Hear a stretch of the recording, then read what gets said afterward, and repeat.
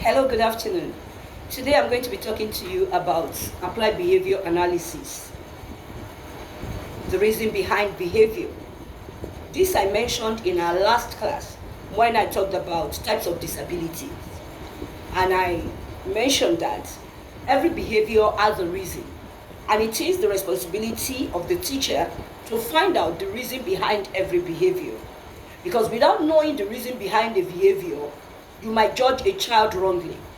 Without knowing the reason behind the behavior, you would not know whether you need to nip this behavior in the bud or continue to encourage it. Vis-a-vis whether the child is a child with a developmental delay or a regular child. Now, introduction to applied behavior analysis, module 1. ABA is a science-based approach used to teach skills and reduce challenging behaviors in children with developmental delays. But I have used ABA even with children who don't have developmental delays. Who benefits from ABA? Children with autism spectrum disorder, children with attention deficit hyperactivity disorder, ADHD, speech and language delays, learning disabilities, and other developmental concerns. Importance of ABA for teachers. ABA helps in managing classroom behaviors effectively, supports communication, social and academic development. Number 2, what are the core principles of ABA? Positive reinforcement, encouraging good behavior through rewards. Now, ABC model. What is ABC model? Antecedent, behavior, and consequences. A for antecedent, B for behavior, and C for consequences. Now, antecedent. What happened before the behavior? What triggered the behavior? Why the behavior? That is the antecedent. Behavior, the action that the child takes after the behavior. The action or the reaction of the child after the behavior. Consequence, the response that follows the behavior. What did you do as a teacher, as an adult, as a parent around the child when the child took an action after the behavior?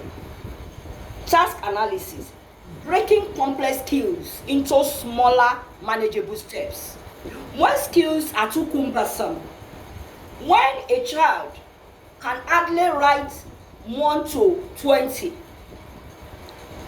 and you did not observe that, you did not take note of that in using it to form an individualized learning plan for the child, and you just go write 1 to 50, that child can become reactive because you've jumped the guns. A child that has issues with concentration and focus, a child with ADHD, will not have the opportunity, the emotional and the psychological competence to sit for 1 hour in a class. That child will need you to bring in breaks within that 1 hour. You can say, do you want to go and ease yourself? You stand up and goes for 10 minutes and come back. You can say, would you like to stand up and come and write on my table? Well, you did not do all of this as a teacher, and you expected for this child that has this attention deficit disorder problem to sit in your class for 1 hour writing 1 to 50. You are going to get a behavior. You are going to get a behavior. That child is going to react. So what comes before the reaction of the child is the type of task and assignment you gave the child without putting into consideration his attention deficit and hyperactivity disorder problem. So I hope you understand now. Now, prompting and fading, giving assistance and regularly reducing it to encourage independence. You have to continue to encourage the child gradually until the child becomes independent of that action, of that attitude that will bring up a negative behavior. Generalization, teaching skills in one setting and applying them in different environments. You have to teach these skills in one setting, and in other environments, when you see other children, like on the assembly, like when you have a general program in the school, you also have to apply behavior analysis, so that every child that has this type of problem will be able to overcome it while in the school environment. 3. Common classroom strategies using ABBA. Creating a structured learning environment. Establish clear routines and schedules.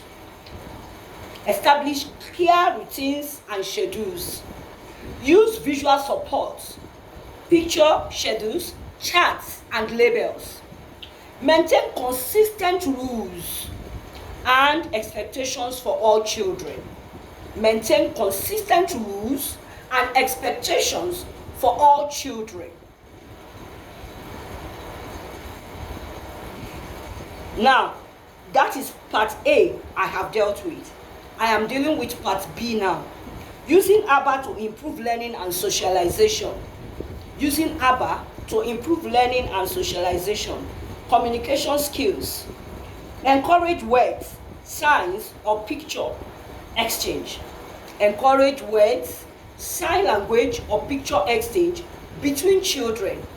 As much as possible, make sure that every child is able to communicate their feelings and their needs, even if they are non-verbal or they are verbal. Find a way across it to make sure that even the non-verbal child is able to communicate his interests, his needs, and his desires. Then you will have less behavior, you will have less reactions and aggressions in your classroom. Social skills. Teach turn taking, greeting, and cooperation using structured play. I once had a child that has hearing impairment in my classroom. She uses a hearing aid. How do we greet in the morning? We say high five the moment she comes in. The first thing we do, our greeting mode is high five, because she has limited words.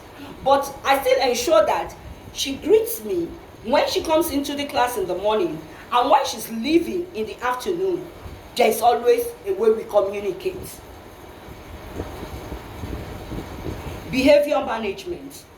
Identify triggers for challenging behavior and use redirection. Identify triggers for challenging behavior and use redirection. Redirect the behavior. Ensure that you identify what triggers the behavior and try to nip it in the bud. And if for any reason the behavior comes up, know how to diffuse the behavior and redirect the behavior. For example, if a child wants to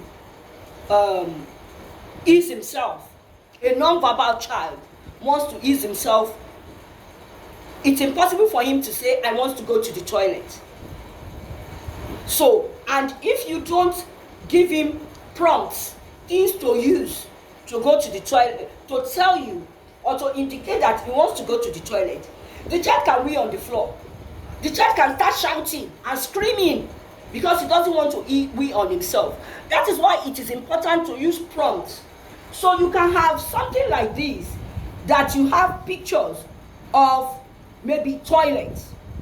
There's a picture of a toilet placed on something like this, and you have to make the child understand that anytime he wants to go to the toilet, all he needs to do is to pick this picture and show you, and then you understand that, oh, you want to ease yourself, and you allow the child go, or you take the child to the toilet. Those are how to identify triggers for challenging behaviors and use redirection. Number 4, reinforcement techniques in ABBA. Natural reinforcement. Praise, access to toys, or preferred activities. Natural reinforcement, not gifts. not food, not sweet, not candy, not biscuit. Else, you might not be able to control it. Token economy, rewarding children with stars, with stickers, with points, or with clapping. First then strategy, encouraging task completion. First then strategy. When you complete the task, then I will allow you to go and play. When you complete your counting, then I'll allow you to go to the playground. Until you complete your food, until you are done eating your food, you will not be allowed to go out and join your friends on the playground. And this has always worked for me as a teacher while I was in the classroom. Now, end of module 1 activity. Discuss real life scenarios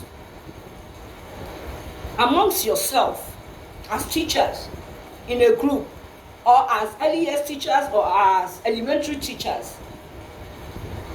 Look at the children you have with you and discuss the behaviors they exhibit, and what do you think triggers those behaviors, and what are the best things for you to do now that you know as a professional teacher. Role play how to use positive reinforcement in the classroom for your children.